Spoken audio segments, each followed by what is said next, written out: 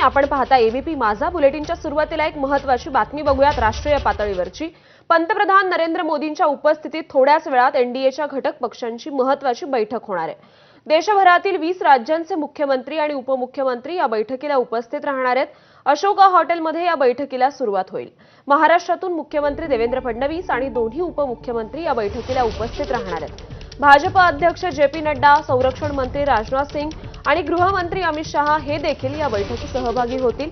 Operation सिंदूर नंतर विरोधी पक्ष भाजप आणि केंद्र सरकार विरुद्ध विविध मुद्द्यांवर सरकारला कोंडीत पकडण्याचा प्रयत्न करतायत. अशा परिस्थितीत एनडीएच्या मित्रपक्षांची भूमिका काय असावी आणि विरोधकांचं नरेटिव्ह कसं खोडायचं या संदर्भात बैठकीत चर्चा होऊ शकते.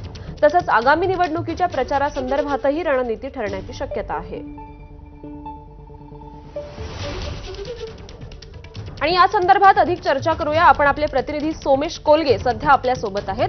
सोमेश, एनडीएची आज महत्त्वपूर्ण बैठक होतीये आणि ऑपरेशन सिंदूर नंतर ही एनडीएची पहिली महत्त्वाची बैठक म्हटली जाईल. नेमके काय काय मुद्दे चर्चिले जाऊ शकतात?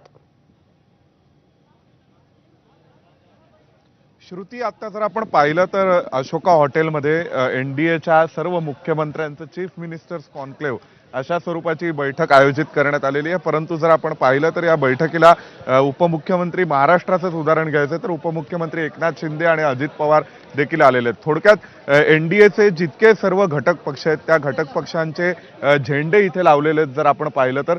त्यामुळे अप्रत्यक्षपणे एनडीएच्या वतीने हे एक प्रकारचं शक्ती प्रदर्शन देखील आहे. त्यासोबतच 1 वर्ष पूर्ण झालं एनडीएला सरकार स्थापन करून दिल्लीमध्ये.